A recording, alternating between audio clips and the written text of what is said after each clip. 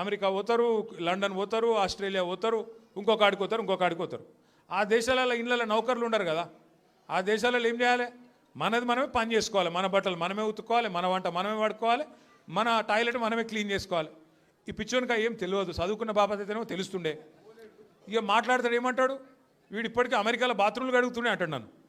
అరే అమెరికాలో నా బాత్రూమ్ నేను కడుక్కున్నా, నీకేమో వచ్చిందిరా బాయ్, నాకు అర్థం కాదు. అమెరికాలో ఎవరిది వాళ్ళు చూసుకుంటారు, పని చేసుకుంటే కూడా తప్పేనా? ఎవరి ఇళ్ళలో వాళ్ళు బాసాన్లు తోముకుంటే తప్ప, ఎవరి ఇళ్ళలో వాళ్ళు బట్టలు ఉతుకుంటే తప్ప? అంటే మరి మా ఆడపిల్లలు మీరు అందరు ఉన్నారు, ఇంటి పని అంతా మీరే చేస్తారు, మరి ఇంటి పని మొత్తం మీరు చేస్తారు తప్ప అది? అట్లా మేము కూడా చదువుకున్నప్పుడు అమెరికాలో ఇంట్లో ఎవడుంటాడు మరి? ఎవరి పనాలు చేసుకోవాలి, ఎవరి గిన్నెలాలు దోముకోవాలి, ఎవరి బట్టలాలు ఉతుక్కోవాలి, ఎవరి టాయిలెటాలు క్లీన్ చేసుకోవాలి, తప్పేమున్నది అలా? దాన్ని పట్టుకొని టాయిలెట్లు క్లీన్ చేసేటోడు నీ లెక్క సంచులు మోయలే, నీ లెక్క దొంగ పనులు అయితే నేను చేయలే. ఇంకొక మాట ఏమంటాడు, నేనట మా అయ్య పేరు చెప్పుకొని బతుకుతున్నా అంట. అవు మా అయ్య గొప్పోడు, మా అయ్య తెలంగాణ తెచ్చిన మొగోడు మొనగాడు, బరాబర్ చెప్పుకుంటా. తప్పేమున్నది? మా అయ్య పేరు నేను కాకపోతే ఎవడు చెప్పుకుంటాడు, నాకు అర్థం కాదు. మా అయ్య మొగోడు మొనగాడు తెలంగాణ తెచ్చినోడు, బరాబర్ చెప్తా.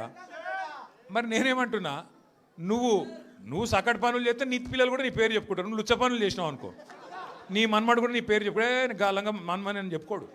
మంచి పనులు చేయి, నీ పేరు కూడా చెప్పుకుంటారు. నీలాగా దొంగలకు సద్దులు కట్టుడు, బ్యాగులు మోసుడు, వాళ్ళ సంకలనాకుడు, ఢిల్లీకి పేమెంట్ కోటాలో పైసలు చచ్చుడు, గవి మాతో కావు. కొట్లాడతాం, మొగాళ్ళలాగా కొట్లాడతాం, మునగాళ్ళలాగానే బతుకుతాం, తెలంగాణ పౌరుషంతో బతుకుతాం. నీలాగా బతుకం, ఢిల్లీకి గులాములక్క మాత్రం బతుకం. ఢిల్లీకి సంచులు మోసుకుంటా, ఢిల్లీలో పోయి బీజేపీలతో రాసుకొని పోసుకొని తిరుక్కుంటా, జడ్జీల కాళ్ళు పట్టుకుంటా, అయ్యో నన్ను కేసుల లోపల నుక్కకుర్రి అని చెప్పి డైవులు కొట్టుకుంటా, గా బతుకు అవసరం లేదు. బతికిన నాళ్ళు దర్జాగా బతుకుతాం, చచ్చినప్పుడు కూడా రాయలుగా చచ్చిపోతాం. అంతేగాని ఇట్లా చిల్లర పనులు చేయం. మీకు దయచేసి నేను ఒకటే కోరుతున్నా, ఆయన మళ్ళా అంటుండు కేసీఆర్ నట ముఖ్యమంత్రి కానియాడంట. నేను కూడా మీ అందరికి ఒకటే చెప్తున్నా, మీ అందరి దయ ఉంటే, మీ అందరి ఆశీర్వాదం ఉంటే ఖచ్చితంగా కేసీఆర్ సంగతి ఇడిచిపెట్టు, నిన్ను కొడంగల్లో కూడా మళ్ళీ గెలవనీయకుండా చేసే బాధ్యత మాది. నిన్ను కొడంగల్లో మళ్ళీ గెలవనీయకుండా మళ్ళీ అసెంబ్లీకి రానియకుండా చేసే బాధ్యత పార్టీగా మేమందరం, ప్రజలుగా మేమందరం తీసుకుంటాం. నువ్వు మాట్లాడే మాటలు, చేసే రోత పనులు, వాటికి ఇలా ప్రజలు అసహించుకుంటున్నారు, నోట్లో ఉంచుతున్నారు. ఏం మాటలే అవి, ముఖ్యమంత్రి టీవీ పెడితే పిల్లలు ఖరాబ్ అయ్యేటట్టున్నారు నీ భాష ఇంటే అని చెప్పి మొత్తం టీవీలు బంద్ చేస్తున్నారు. గసంటి పరిస్థితి వచ్చింది. ఏం అడిగిండు కేసీఆర్ గారు మొన్న? ఏమయ్యా పాలమూరు ప్రాజెక్ట్ని ఎందుకు పండబెట్టినావని అడిగిండు.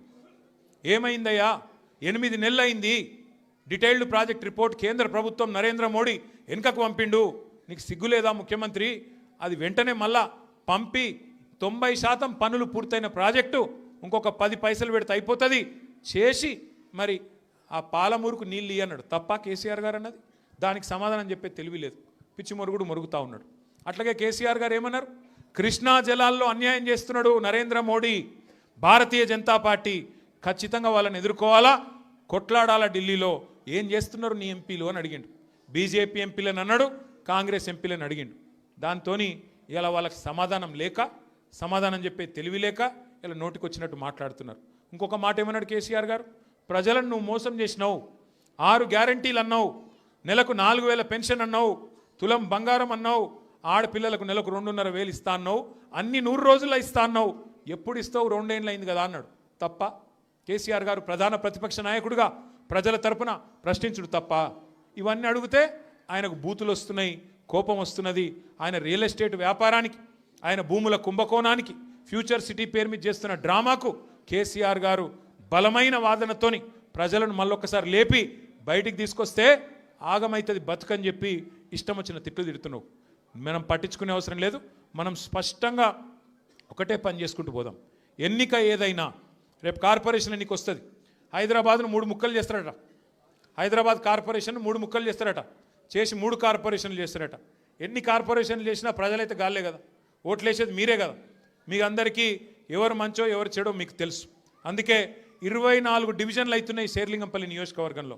అది ఏ కార్పొరేషన్లకు పోయినా గెలిపించే బాధ్యత మీరు తీసుకోండి. గట్టిగా కష్టపడదాం. ఈ ఒక్క సంవత్సరం 2026 ఒక్కటి గట్టిగా కష్టపడితే ఇక 27లో దాదాపుగా ఎలక్షన్ వాతావరణం రాని వస్తుంది. 3 ఏళ్ళు పూర్తయిపోయినాయి అంటే ఎలక్షన్ వాతావరణం, అసెంబ్లీ ఎలక్షన్ వస్తుంది. మళ్ళీ తిరిగి కేసీఆర్ సార్ను మళ్ళీ తిరిగి తెలంగాణ రాష్ట్రానికి ముఖ్యమంత్రిగా చేసుకునే టైము తొందరలో వస్తుంది. కాబట్టి దయచేసి ఇంతకంటే ఎక్కువ నేను చెప్పను. మీరు చాలా దూరం నుంచి కష్టపడి నేనే అక్కడికి రావాల్సి ఉండే, फिर भी आप इतना दूर आए. हमारे बहनों से भी मैं शुक्रिया अदा करना चाहता हूँ. आप इतने दूर आए, आप इतने लोग आए और छोटे छोटे बच्चों को भी साथ लेके आए. मैं आपका तहे दिल से शुक्रिया अदा करता हूँ, आपका शुक्रगुजार हूँ. और మా ఆడబిడ్డలందరూ కూడా మరి అంత దూరం కించి వచ్చినందుకు థ్యాంక్ యూ. మళ్ళొక్కసారి మీకు నేను చేసే విజ్ఞప్తి, ఎన్నిక ఏదైనా గుర్తు కారు సారు ఈ రెండు మళ్ళొక పూట ఎప్పుడో ఒక రోజు మళ్ళీ రమ్మంటుండే ఆల్విన్ కాలనీకి. ఈసారి చెప్పి పర్మిషన్ తీసుకొని కాదు, ఉత్తగానే వస్తా. అప్పుడు అందరం కలుసుకుందాం. జై తెలంగాణ.